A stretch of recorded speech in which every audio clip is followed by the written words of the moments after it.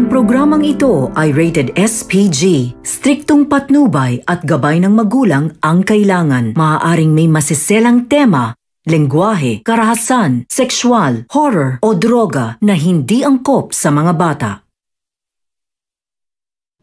Hindi makakapayag itong si Tanggol na hindi nila maitakas si Lainting, kahit hindi rin nila binigyan ng pagkakataon ang mga parak na gustong humuli ka Lainting.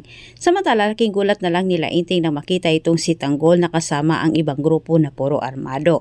Agad naman nagpadala ng parak itong si Hippie sa kinaroroonan sa grupo ni Tanggol para hulihin si Lainting. Ngunit huli na ang mga parak. Naisakay na nga nila ni Marcelo, Madonna at iba pang kasamahan ni Tanggol sila Inting. Pero matalino itong si Tanggol, batid niyang hindi sila titigilan ng mga lispo para hulihin sila. Binago ni Tanggol ang kanilang plano. Iniligaw nila ang mga parak para masiguradong maitakas nga nila si Inting. Sila Marcelo at Madonna naman ang umalalay kala Inting. Pinadaan nila Tanggol sila sa ibang daanan. Samantalang sila Premo naman ay pinain din ang kanilang mga sarili para mapunta sa kanila ang atensyon ng mga lispo at mailigaw ang mga ito. Nagtagumpay ang plano ni Tanggol, pero nakasalubong naman nila ang buong hanay ni Rigor. Nasa kuti sila ng mga ito.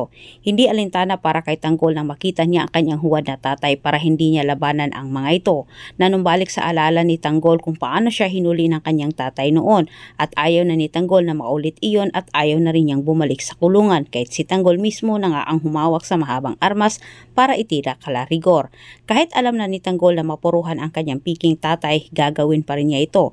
Pinili pa rin ni Tanggol na maitakas ang kanyang mga kaibigan at lalo na siya. Hindi inasahan ni Rigor at Mando na makita nila itong si Tanggol kasama ang ibang grupo na nakipaglaban sa kanila. Inunahan ni Tanggol sila Rigor, sabay pasabog sa sakyan para sila'y makatakas umano.